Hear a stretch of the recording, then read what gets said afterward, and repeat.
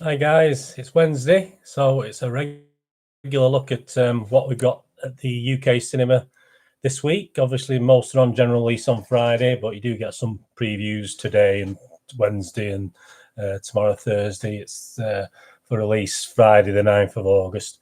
We've got 3 this week that we're going to have a look at. One of them I've actually managed to see, but I'll talk about that one at the end.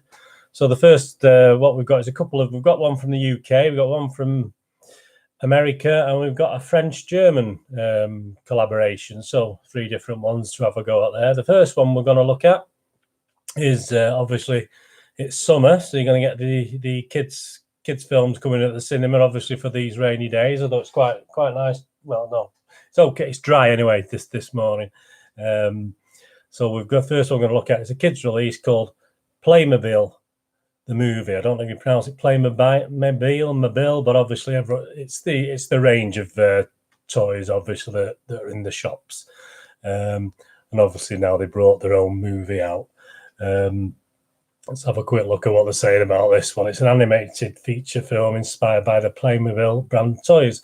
I've seen a trailer of it. It looks.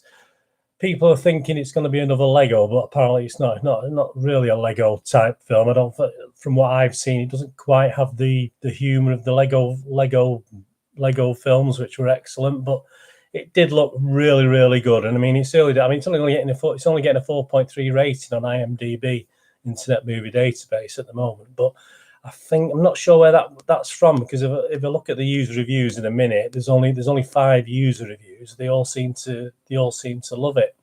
So I don't know where they're getting that from at all. As I say, it's a lovely looking film. It does look good. It's a sort of film I would love to watch. Obviously, if I could drag my grandchildren to it or something, if we had a reason to do it, but I'd probably sneak in on my own and have a watch of it as well, because it looks really nice.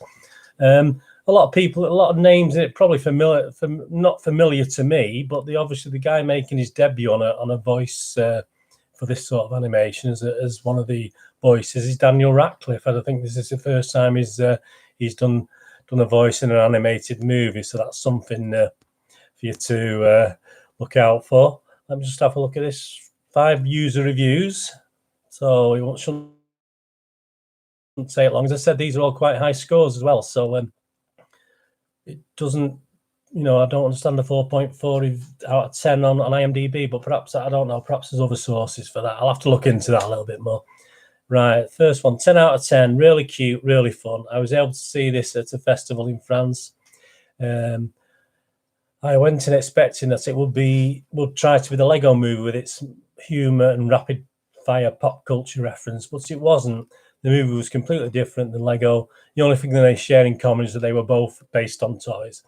Playmobil is a story about a brother and sister who get sent into another dimension, one that looks just like the Playmobil toys the little brother plays with. So, as I've seen a few of the characters, I think there's some songs in it as well. It looks lovely. I mean, it's well done, as you'd expect. It's a bit long. It's 1 hour and 39. Again, these family films, I would always stick to about. Obviously, you've got knock off credits for that, but I'd always stick to 115, 120 for these sort of family films. But if it's entertaining, then why not?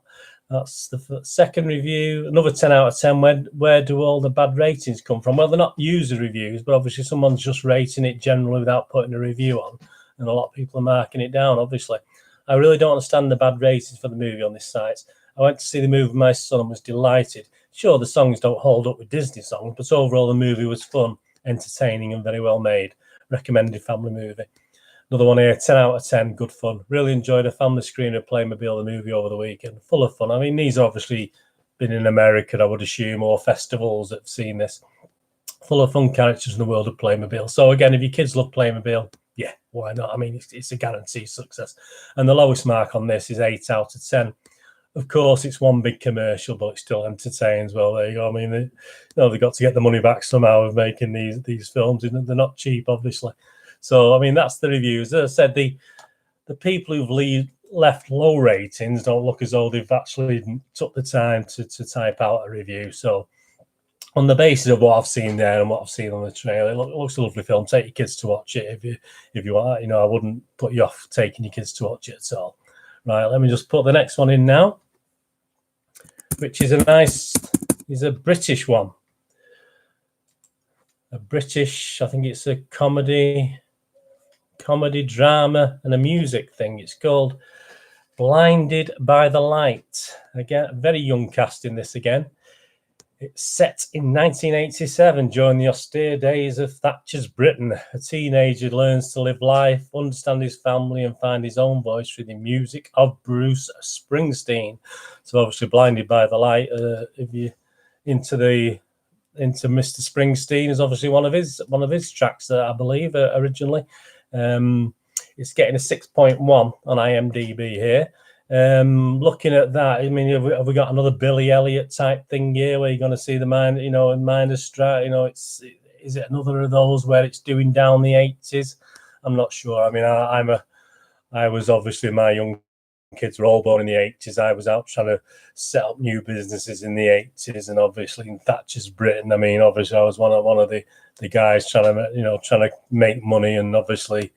I was all for that in that time period, and obviously the 80s was an interesting time for me, to say the least. Anyway, this is about a young lad who's looks as though he's Asian background, who's obviously in Luton. I think the film's based in Luton as well, so if you know anything about Luton, you'll see familiar things there.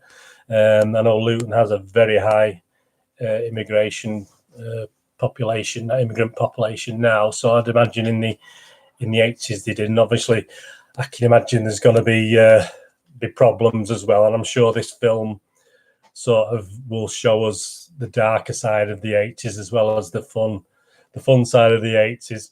Let's just have a look at a couple of reviews. As I said, it got an average of 6.1 out of 10. It's a 12A rating, so it shouldn't be too bad. So 6.1 ratings. Let me just have a look at some of these reviews. 9 out of 10, heartwarming and funny. It's just brilliant. It's just so heartwarming, heartbreaking, and funny all at the same time. I laughed, cried, and really tried hard not to sing along. So, I mean, there's a positive one. 9 out of 10. The warmth emanates throughout this great film. Yeah, I mean, if you like things like East is East, then obviously looking from what I've seen, the snippets of it, it's very similar sort of style to the East is East, so you should enjoy that if you like that. Got 6 out of 10 here, which is nearer the average score. It's absolutely fine. I just saw this on Cineworld Unlimited screening, so he got to see an early one of it. And other than having seen the trailer and thought it looks okay, knew very little of Blinded by the Lights. Immediately, a few people got up and walked out. 10 minutes in, I suppose if you haven't paid, sometimes you do these screenings for free, and I suppose there's an urge to walk out if you've not had to pay for it. 10 minutes in, a couple more joined them. Others waited an hour, then popped off. Some of these people are not necessarily in the same screen as me. I've added their 1-star review to IMDb, so that's why the score is obviously 6.4. These people should have their unlimited cards confiscated and be barred from cinemas and writing reviews permanently. Yeah, I mean, you're going to get that in anything. It's not a perfect film. He goes on to say, sure, it's not a perfect film. Springsteen is shoehorned in a cringeworthy number of times, and the narrative has a paint-by-numbers feel to it. But it's a cheerful film with a good message.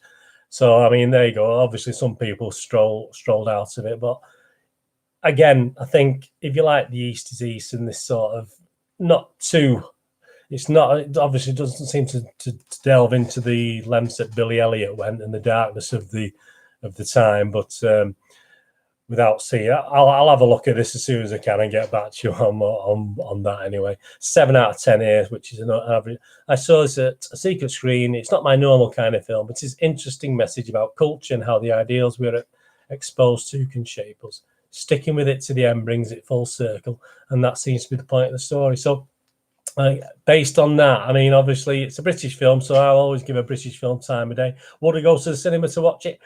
I probably would wait for DVD, to be honest with you, or stream it.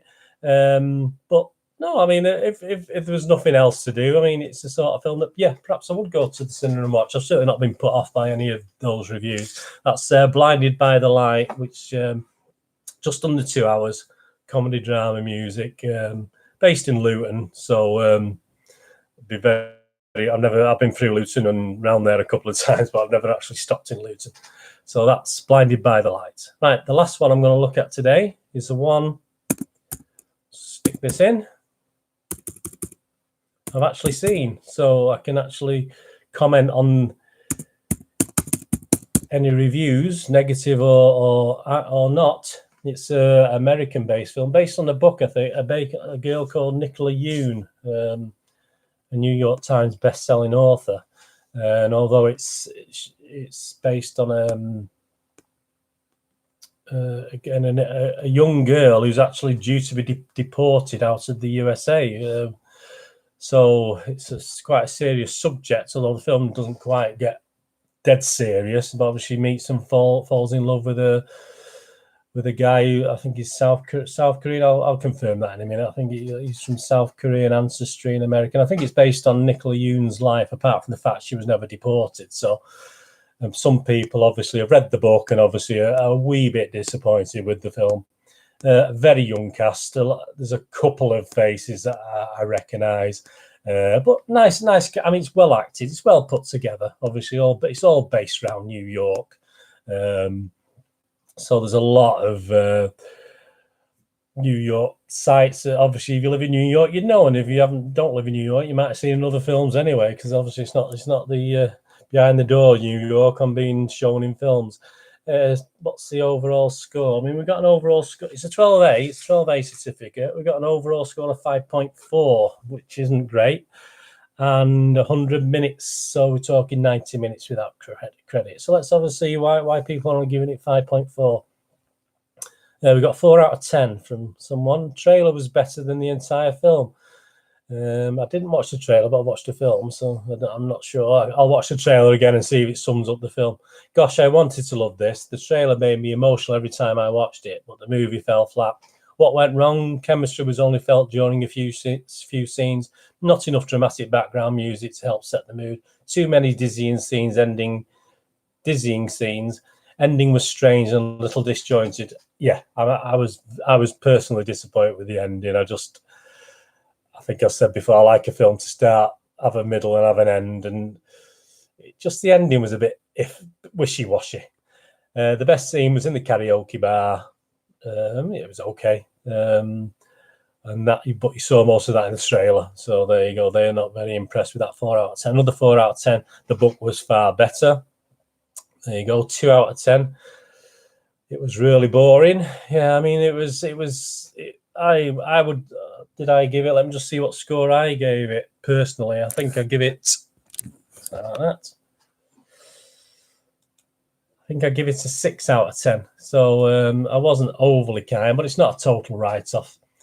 Cringy for me, 5 out of 10. I did not read the book, so I don't know, but I'll give it 2 out of 10. 8 out of 10. It's about family love and following your heart's desire. So that's what it is. It's a romantic drama. There's nothing mind blowing in it. There's a 6 out of 10 here, which is obviously close to my rating. See what they say. Taking star-crossed lovers to a new dimension. Director Rai Russo-Young, Before I Fall, 2017, presents Nicola Yoon's best-selling novel as a traditional love-at-first-sight romance and augmented with contemporary twists and issues.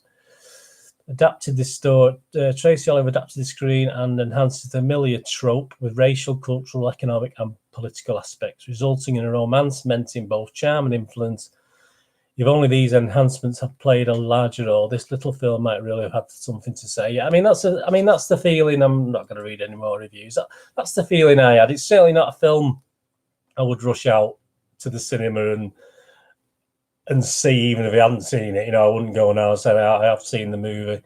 It's okay. It's nice. It's a lazy afternoon watch if you're that way inclined to watch a movie. It's just something simple, really. So that's the 3 films. Not fantastic. Probably Playmobil's the one I would recommend more than the other 2. So you got Playmobil, Blinded by the Light, and The Sun Is Also a Star. It should all be out on Friday at your good cinemas in the UK there. Right, that's that for that. And if you like it, make your comments below. Give us a thumbs up if you can. Subscribe, help me out. I think I've got to 12 subscribers the last time I looked from 5 previously. I'm So if you can do that for me, it'd be great. Any comments you made, please do so. You can follow me at Twitter at nostalgia_movie. That's nostalgia_movie. Our website is at movie game nostalgia. So just put that in your search engine. It's moviegamenostalgia.com. Facebook, I'm at Bernard Dineen. I have links to obviously my website on there as well. And obviously on the YouTube, I'm simply under Bernard Dineen. You'll find me under Bernard Dineen on the YouTube site. That's that done tomorrow. I'm going to have a fun day tomorrow. I'm going to look at some rare movie posters from the 90s and the 2000s. I'm just going to pick a little batch out. I've got thousands of posters. I'm just going to pick a little batch out, reminisce about obviously it's when I had my video shop in the 90s and 2000s. Is when I collected most of these. Reminisce about anything I remember about the poster and the film, and obviously anything I can think of to share with you, to entertain about the owning a video shop. I'll go through that tomorrow with you. So that's Thursday, the 8th of August. Have a look out for that. I'll be doing that. And on Friday, I'm thinking of doing just a little film quiz on Friday, something a bit of fun, nothing serious, just 15, 20 minute little film quiz, which I'll talk through the rules for you. But as I say, it won't be anything fantastic, probably about 15 questions or something like that. Just a little bit of fun, just for a change. And obviously, I hope you like that, and obviously take part, and you can do it. And obviously you can. Don't cheat. I mean, I'll do it so that you don't go Googling things. I'll try and do it so you should be able to know some of the answers off the top of your head. But that's what I've got planned for Friday. So I hope you enjoy that. And anyway, all I can say is thanks for watching again. Thanks for your support. Hope you have a fantastic day, whatever you're doing today. And I'll see you soon.